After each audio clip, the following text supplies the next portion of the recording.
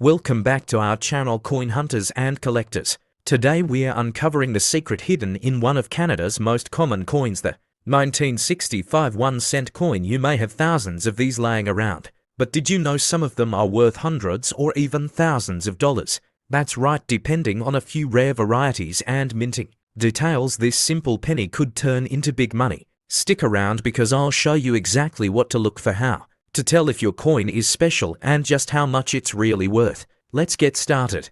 The 1965 Canadian 1-cent coin was minted by the Royal Canadian Mint and features the traditional design of Queen Elizabeth II on the obverse, wearing the tiara designed by Mary Gillick. The reverse, of course, showcases the iconic maple leaves on a twig designed by G. E. Kruger Gray, a classic symbol of Canada that has graced the penny for decades. The coin is made of 98% copper, 0.5% tin and 1.5% zinc, and it weighs 3.24 grams with a diameter of 19.05 millimeters. On the surface it looks like just another penny, but the real story lies in the varieties and minting details that only serious collectors know about. Now here's where it gets really interesting. The 1965 1-cent coin comes into major varieties, the small beads and the large beads, and identifying them can make a significant difference in the coin's value. The beads refer to the small dots that circle around Queen Elizabeth's portrait on the obverse side.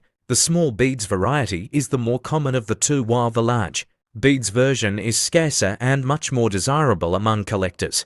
The difference may seem minor, but if you take a close look, especially with a magnifying glass, you'll see the spacing and size of the beads are noticeably different. That subtle difference could be worth big money if you've got the right version. But the surprises don't stop there. In addition to the bead varieties, there are two types of numeral 5 south used in the date, the pointed 5 and the blunt 5. The pointed 5 has a sharp corner, while the blunt 5 looks more rounded at the top. These were caused by the use of different dyes during minting. When you combine these differences, small beads or large beads, and pointed or blunt 5, you get a total of 4 main combinations of varieties: small beads pointed 5, small beads blunt 5, large beads pointed 5, large beads blunt 5. Some of these combinations are extremely rare, especially in mint state condition, and that's what drives up their collector value. According to records, the Royal Canadian Mint produced over 304 million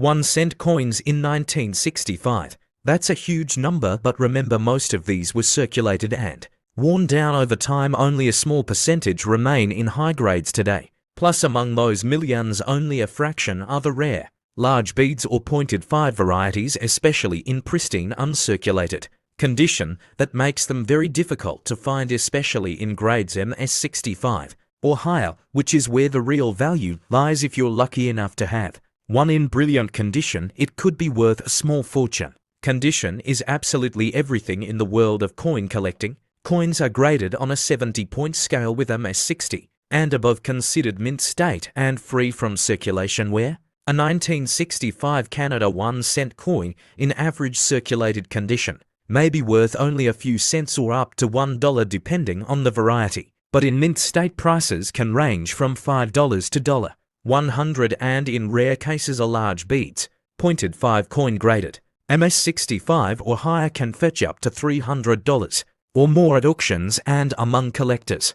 That's why knowing what you have and what condition it's in is so important. So how can you check your 1965 penny at home? First, look at the date closely, especially the shape of the 5. Is it sharply pointed or rounded? Then examine the beads around the Queen's portrait. Compare them to online charts or photos of known varieties. A digital microscope or even a 10x jeweler's loupe can help you see the difference. If you're still unsure, you can consult a professional coin dealer or send it to a grading service like ICCS or PCGS Canada. Even if you don't have a rare one, it's a fun way to learn and grow your coin knowledge. In recent years, auctions have shown strong demand for rare 1965 varieties. For example, a large beads pointed 5 in MS65 red condition sold for over $250.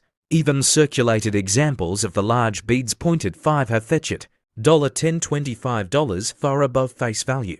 Dealers and collectors alike are always on the lookout for these hidden gems, and many are willing to pay a premium, especially for coins that have been authenticated and graded. With time, the value could go even higher as more people become aware of the variety distinctions. So next time you're going through your old coins, don't overlook that little 1965 Canadian penny. It could be much more than just change. It could be a valuable collector's item. Always check for the bead type and the style of the 5. Who knows, maybe you'll be the next collector to uncover a rare gem in an old piggy bank or flea market find. And remember, the thrill of coin collecting is just in the value, it's in the history, the discovery, and the excitement of the hunt. That's what makes this hobby so rewarding for people of all ages. If you found this video helpful or exciting, don't forget to smash that like button, share it with fellow collectors, and most importantly, subscribe to our channel and hit the notification bell so you never miss a video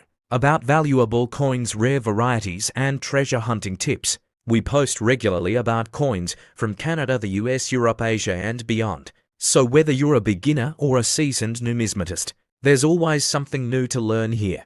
Drop us a comment if you have a 1965 penny or any questions. We'd love to hear your stories. Until next time, happy collecting and good luck finding that rare cent.